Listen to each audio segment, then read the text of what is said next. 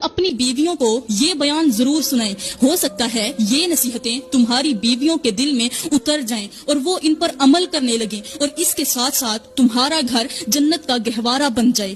پہلی نصیحت یہی ہے کہ اپنی بیویوں کو ضرور حکم دینا کہ وہ پردے کا اہتمام کریں، رمضان میں خود کو چھپا کر رکھیں، خود کو محفوظ کر کے رکھیں۔